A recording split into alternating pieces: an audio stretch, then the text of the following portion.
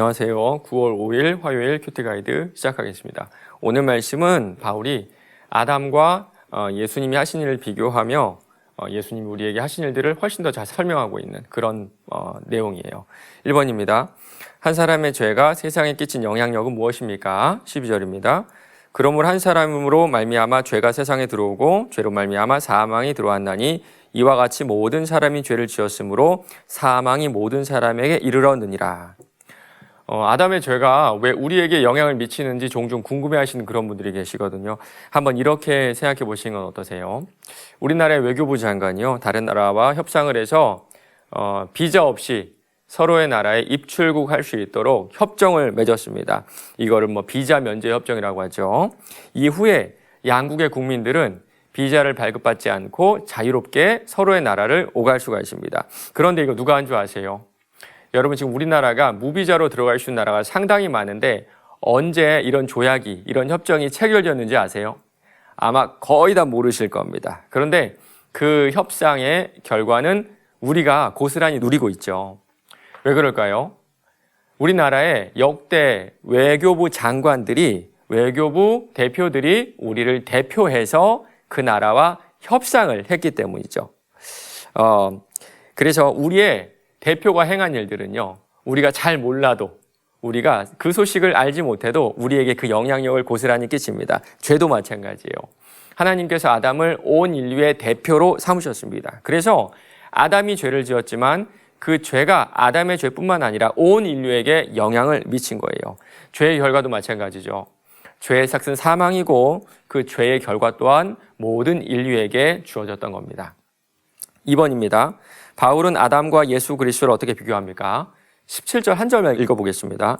한 사람의 범죄로 말미암아 사망이 그 한 사람을 통하여 왕 노릇하였은즉 더욱 은혜와 의의 선물을 넘치게 받은 자들은 한 분 예수 그리스도를 통하여 생명 안에서 왕 노릇하리로다.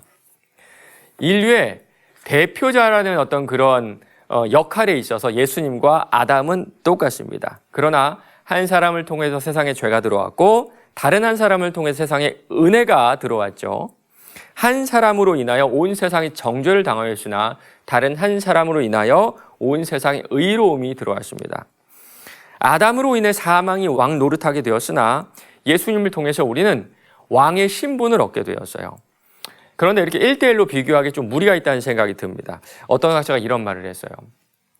죄가 심판받는 것은 너무나 당연한 일이다. 그러나 오랜 역사 가운데 축적된 죄가 하나님의 값없는 선물로 용서받는 것은 기적 중의 기적이다. 정말 당연한 것을 당연하지 않은 은혜로 덮어주셨던 겁니다. 지금 바울은요, 예수님과 아담을 비교하고 있지만 비교함으로 이 두 존재가 비교할 수 없는 존재라는 것을 우리에게 설명하고 있는 거예요. 3번입니다. 죄인과 의인을 가른 기준은 무엇입니까? 18절 19절인데요. 그러즉 한 범죄로 많은 사람이 정죄에 이른 것 같이 한 의로운 행위로 말미암아 많은 사람이 의롭다 하심을 받아 생명에 이르렀느니라. 한 사람이 순종하지 아니함으로 많은 사람이 죄인 된 것 같이 한 사람이 순종하심으로 많은 사람이 의인이 되리라. 로이드 존스라는 목사님이요, 이런 이야기를 한 적이 있어요. 아담 안에 있는 자신을 보라. 아무것도 하지 않았지만 죄인으로 선포되었다. 그리스도 안에 있는 자신을 보라. 아무것도 하지 않았지만 의인으로 선포되었다. 아무것도 하지 않은 우리가 오직 예수님의 순종으로 의인이 되었습니다. 맞습니다. 순종이에요, 순종. 아담의 불순종이 우리를 죄인으로 밀어냈다면 예수님의 순종은 우리를 의인으로, 하나님의 의로우심으로 밀어냈어요. 이 사실을 믿는 사람들은 이제 억지가 아니라 기쁨으로 예수님께서 걸어가신 그 순종의 길을 걸어가고 있을 겁니다. 4번입니다. 바울이 아담과 예수 그리스도를 자세히 비교하여 설명하는 이유는 무엇인지 묵상해 봅시다. 사실 오늘 말씀에 나오는 의인이라는 말은 유대인들이 자기 자신을 설명할 때 주로 사용하던 그런 단어였어요. 율법을 잘 지키면 하나님께서 나를 의인으로, 의롭다 여겨주신다고 생각하는 그런 믿음이 있었거든요. 그러나 아담의 자손인 우리가 의인으로 여겨지는 이유는 오직 예수님의 순종하심 뿐입니다. 또한 예수님의 은혜가 얼마나 큰지 보여주기 위함도 같아요. 누군가가 댐에다가 구멍을 냈다고 한번 생각해 보세요. 어떻게 될까요? 그쪽으로 물이 새다가 결국엔 댐이 무너지고 댐에 있는 물이 전부 다 쏟아져서 댐 하류에 있는 그 마을이 전체가 침수가 되겠죠. 그런데 그 침수된 마을을 복구하고 그 댐을 다시 쌓고 물을 위로 올리는 거는요, 댐에 구멍을 내는 것과는 비교할 수 없을 정도로 어려운 일일 겁니다. 우리 예수님께서 바로 이 일을 하셨던 거예요.